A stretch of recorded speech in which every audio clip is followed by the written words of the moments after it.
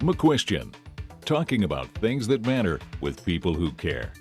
Production of McQuestion is made possible in part by individual viewers, supporters of the Foundation for Responsible Television, CF Accountants and Consultants, adding value to clients throughout the region, the Hatton W. Sumner's Foundation for the Study and Teaching of the Science of Self-Government, the University of Texas at Dallas, creating the future, Sundown Ranch, one sundown at a time.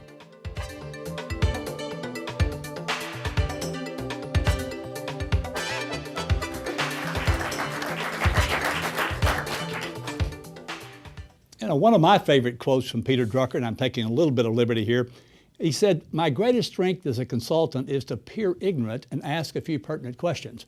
Well, as someone who's been a consultant for most of my life, I tell people I was born appearing ignorant. Hey, I just had to learn the questions. Now, on this program, we're going to ask and answer these questions. Just who was Peter Drucker? What impact did he have on the lives of our panelists and on yours, whether you know it or not? What's his legacy? And finally, how can you apply the magnificent knowledge he created in your business and personal life? And here to assist us with those questions are three people whose lives continue to be influenced by Peter Drucker. And first from California, Zach First is Senior Managing Director at the California-based Drucker Institute, and he leads their unworkshops for executives. His PhD is from Harvard. Now, unworkshops? That's correct. What does that mean, Zach? We like to ask questions rather than provide answers, and generally that keeps us outside the workshop business. So. Okay, good. I'm impressed with that, I think. At least I hope I'm impressed with it. Sitting next to you is Bob Buford. In 1999, he concluded a 35-year career in the communications business by selling Buford TV Inc., where he was the chairman. He now describes himself as being an entrepreneurial, nonprofit philanthropist, which is a mouthful in itself, Bob. Mm-hmm. And he's the founding chair of the Drucker Institute, and he's the author, by the way, of this nifty little book called Drucker and Me. So if you haven't checked it out, you need to read it. Bob, welcome back to the program. Thank you. Glad to be here. Good. And last, but certainly not least, sitting on my right is Mike Ullman. Mike has led 5 major global enterprises in Hong Kong, France, and the U.S. LVMH was one, Macy's, and twice now at JCPenney. Mike has led billion-dollar retailers, and he's a director at Starbucks and chair of the Federal Reserve Bank of Dallas. And let me just say, for those of you who don't know, just because he's the chair of the Federal Reserve Bank of Dallas does not mean he has anything to do with monetary policy. Trust me. Am I right about that, Mike? That's true. And I don't know if that's good or bad. You can talk to Richard Fisher about that. Let me start with you, Bob. You are unique among all the people here in that you had what developed into a long-term friendship with Peter Drucker. Mm-hmm. You called him out of the blue. You said, "I'd like to come see you." Why did you call him? What did you expect, and what did you get? Well, the reason I called him is he's the person that I most admired on earth. And one of the rules that he came to teach me is it's rule number 3, which is go big or go home.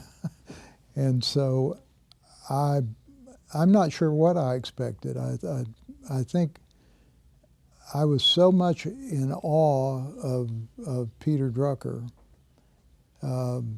I inherited a business a television business at age 32, and I was trying to figure out how to run that thing. I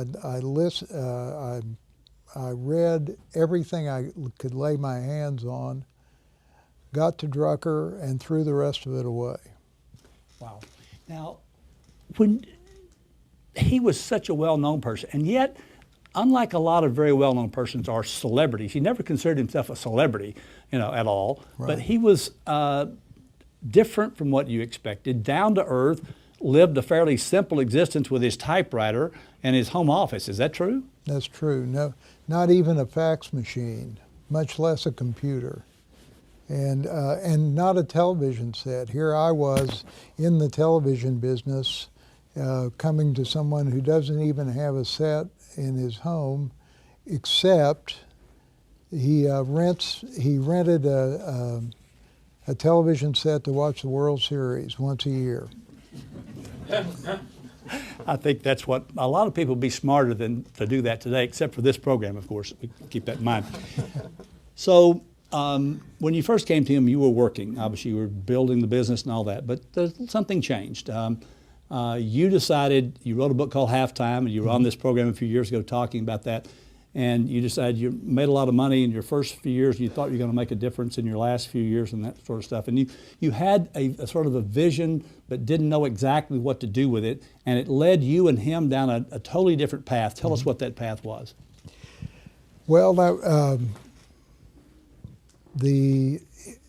Peter's mission in life was to create a functioning society. Having come from Vienna and having his first two books burned by Hitler, he decided that there were probably safer places for him to live than Vienna, and so he came first to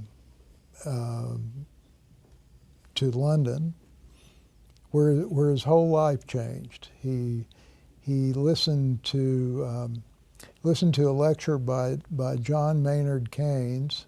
This is something to tell you about Drucker, and he left the lecture saying, I didn't hear anything but from Keynes but things about commodities, particularly money.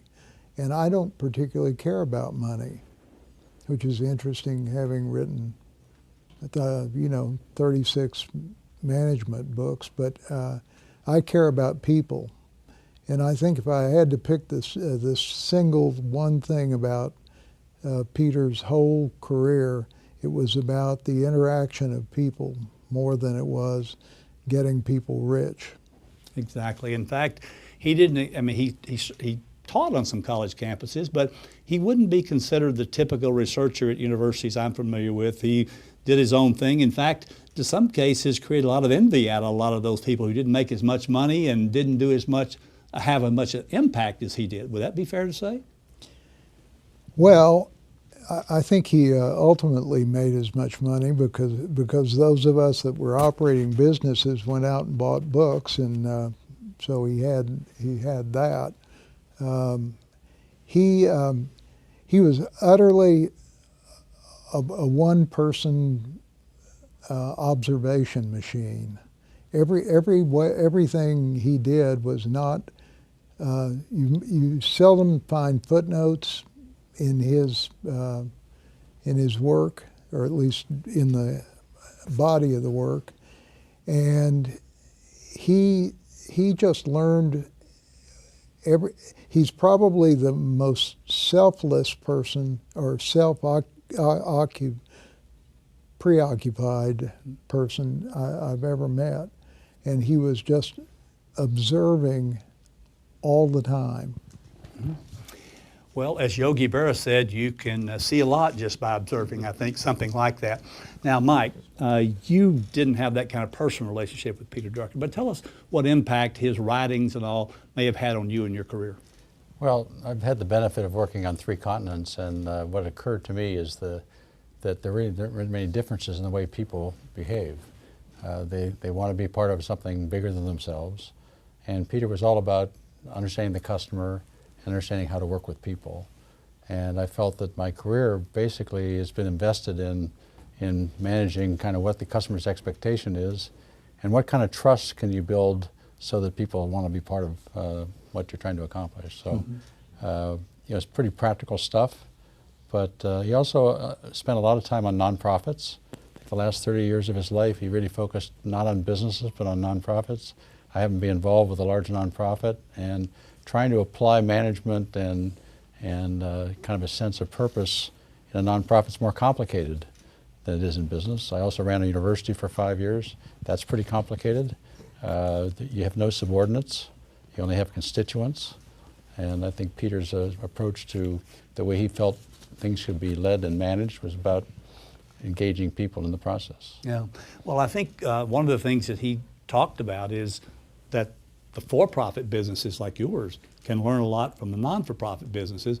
as opposed to the other way around. Isn't that true? Well, somebody asked me if I've ever run a nonprofit. I said I was chairman of Macy's, and that was a nonprofit. Now, unfortunately, I can say I'm also CEO of JCPenney, which is a nonprofit. But the answer to the question is there are really a lot of similarities in many ways. You have a purpose, and obviously trying to organize around accomplishing something important. I'd say in nonprofits, because there are a lot of volunteers, it's a little more difficult to get them rallied the same direction. You have an enormous advantage when you're running a business because pretty much everybody's going to do whatever you say. I've always thought, having run a university, that since you don't have any constituents, you only have constituents, you don't have subordinates, that's the best way to lead. Assume that no one is really going to do what you say. They're going to do what they believe to be the right thing, the way you lead them. So. Well, I think that's a good way of putting it. In fact, my friend Jim Krupe says a lot to leaders. He said, if they took away your title, would they still follow you? And that's really a great question. Now, on this nonprofit stuff, Zach, let's talk about that first before we get to the Drucker Institute. The article that Peter wrote for the Harvard Business Review, tell us about that.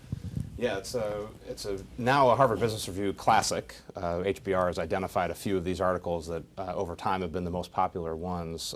When the article first ran, now a bit more than 20 years ago, and it came out under the title of What Business Can Learn from Nonprofits, a lot of folks thought it was actually a typo. They thought that HBR had gotten the title backwards, and that of course the title of the article was supposed to be What Can Nonprofits Learn from Business?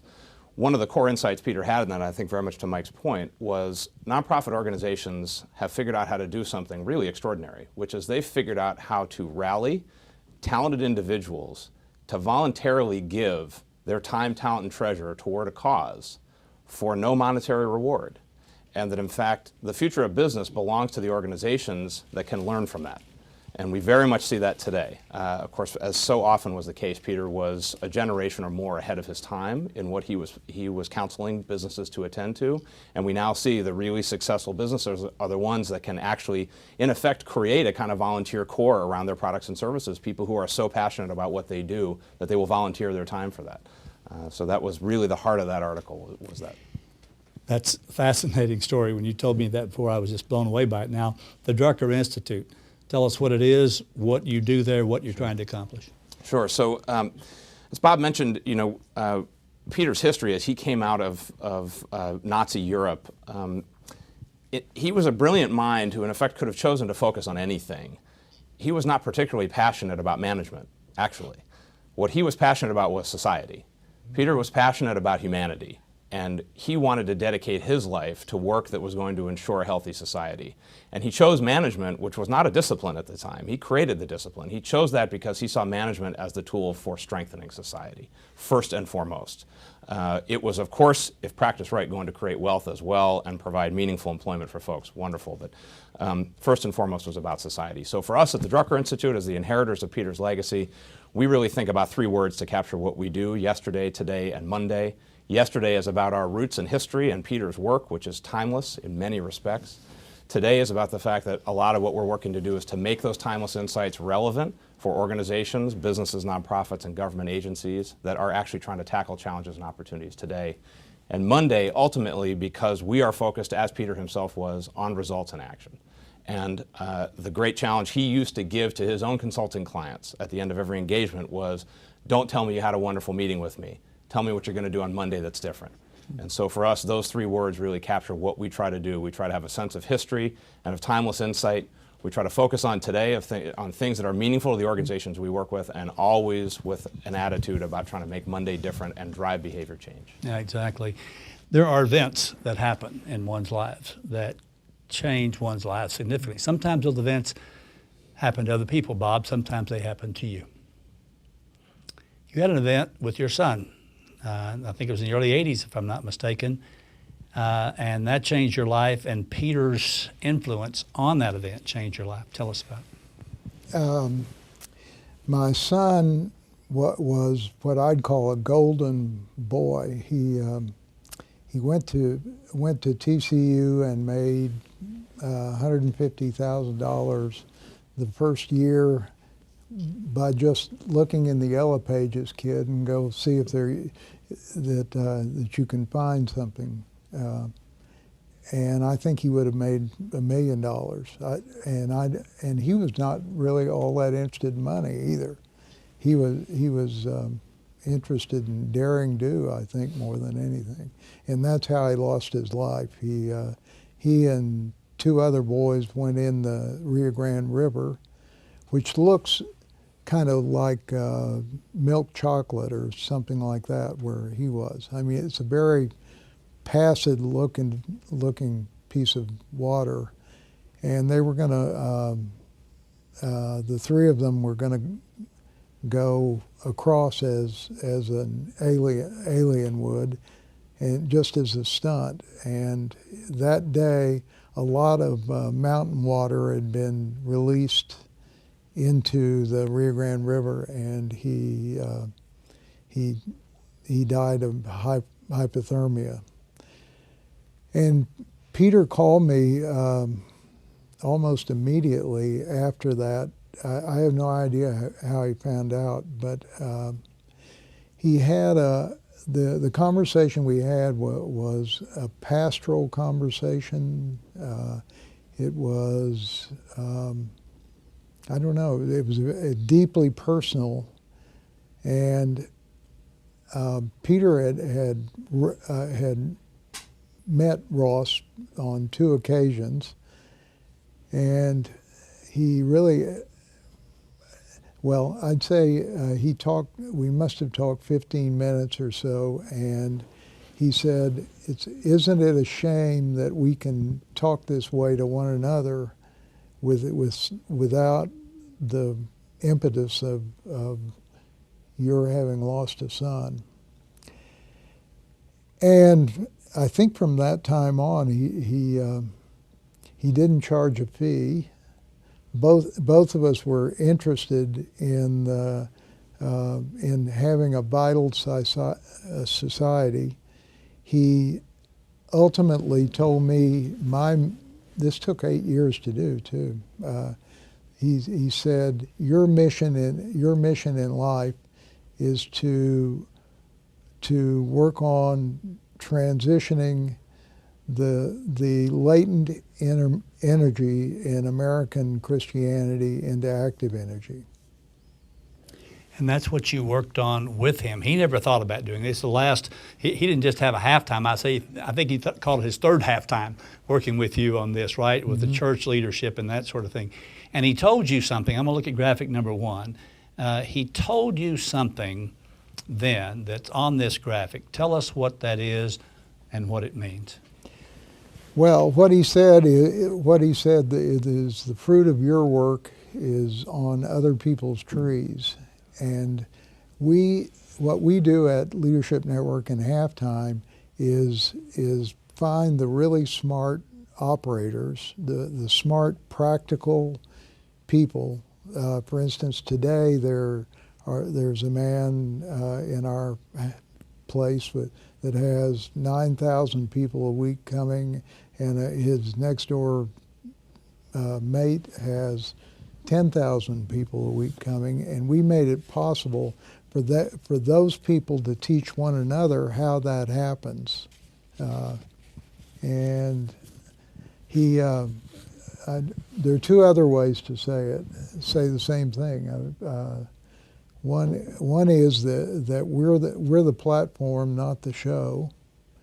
All the results we have are between God, one leader and his peers, and their own skills. Interesting. Now, Mike, you don't have that kind of exact thing, but there's a lot of similarity here between what you can do in leading people, isn't there? Or am I missing something here? No, I think there's 4 things I subscribe to when working with some teams. So first, I think the objective is to try to have your team envision a better future. In other words, something that they're going to share that 2 or 3 years from now would make a difference.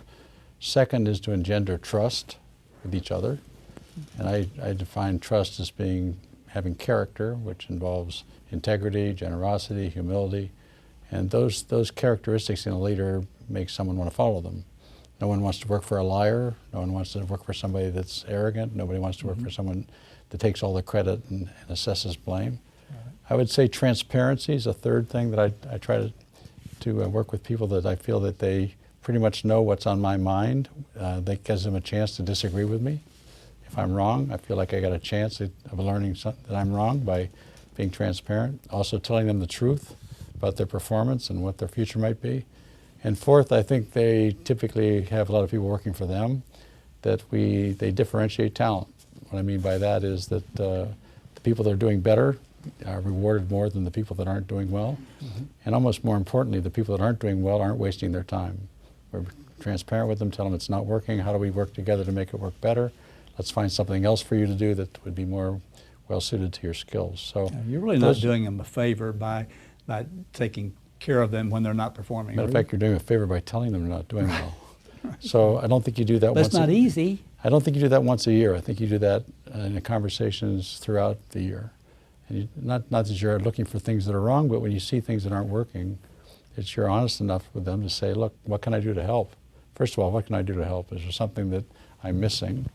Or, you know, more importantly, how do we get you an assignment that you can do better? Yeah, because people are not all good at one thing. If we can find the right thing, that's great. Unfortunately, we're running out of time. So, Zach, I want to look at you, graphic 2 over here. Yes. Drucker's 5 questions. Talk to us about those very quickly. A couple of things that come up with this. These were questions that Peter actually first articulated as essential for nonprofit organizations. Over time, he came to counsel all organizations to ask these questions. He called them the most important questions you will ever ask about your organization. And I'd just highlight 2 things about this that connect to things that Mike and Bob have both been talking about. If you look at the top 2, the very first question, and this to your earlier point, Dennis, about what can we all do individually, the first question always is, what's your mission? What are you trying to achieve? And it sounds quite obvious. It often gets lost, I think, in the ritual and routine of the day-to-day. And the second is really, who are you serving? That applies for businesses as well as nonprofits, churches, government agencies. It's the essential question for everyone. Whose life are you seeking to transform? Who are you seeking to create value for? And how are you creating that value for those people? Those are essential questions for us as individuals and for every kind of organization. Okay, I think that's right. And if you had to say from the Drucker Institute's perspective about what his legacy is and will be, how would you describe it? I think first, it's always important to remember the discipline of management didn't exist prior to Drucker. And so in many ways, we can think about him as Darwin is to biology in some sense. Newton is to mathematics. There are certainly things that came before those thinkers, but without those individuals bringing ideas together in the way that they did, the discipline simply doesn't exist. I also think one thing... Now, wait a minute. He read a book.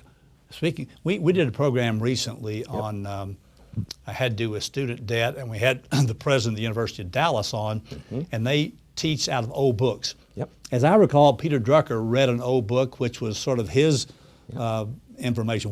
Who was that author?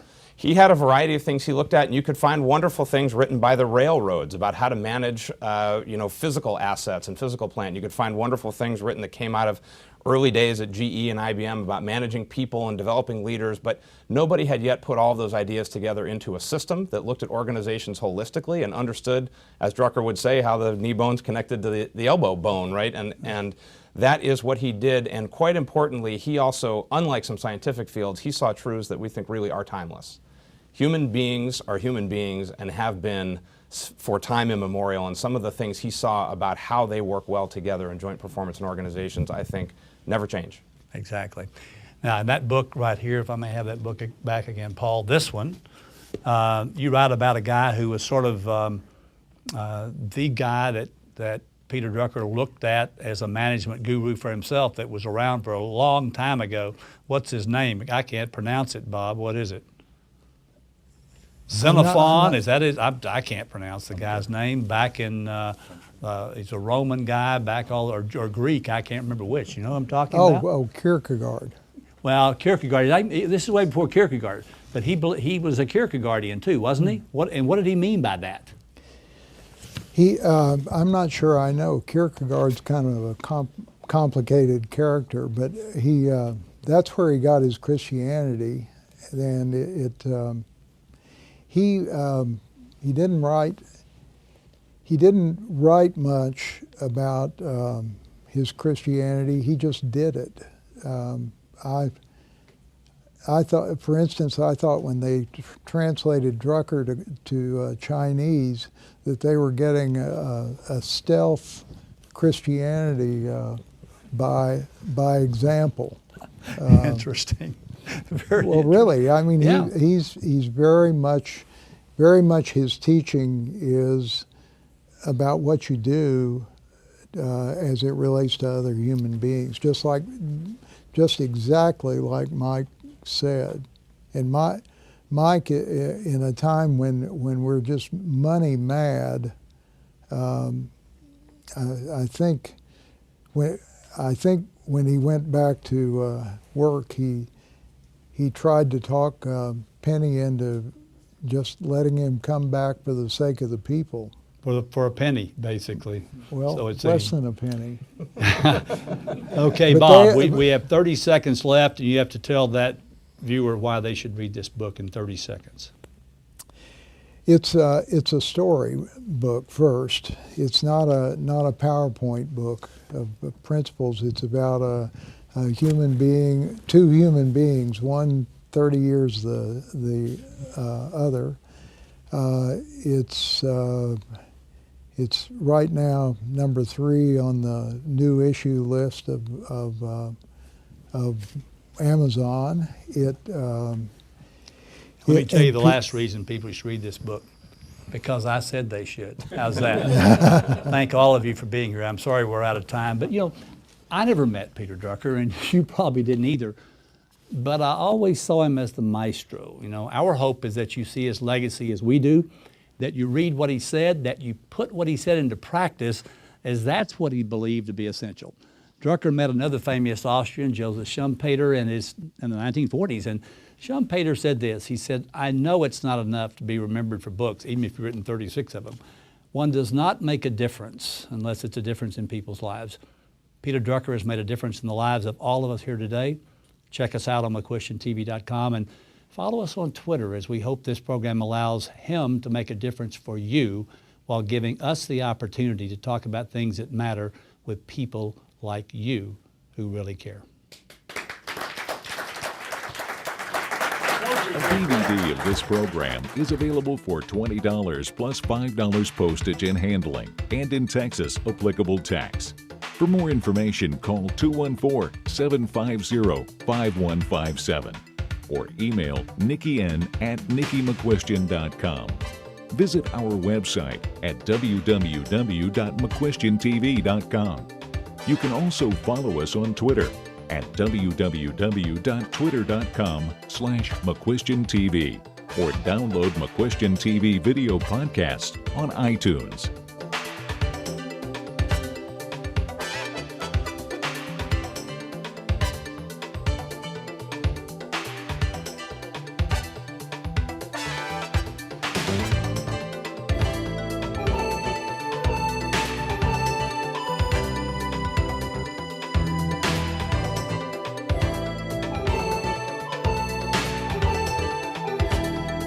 Production of McQuestion is made possible in part by individual viewers, supporters of the Foundation for Responsible Television, CF Accountants and Consultants, adding value to clients throughout the region, the Hatton W. Sumner's Foundation for the Study and Teaching of the Science of Self-Government, the University of Texas at Dallas, creating the future, Sundown Ranch, one sundown at a time.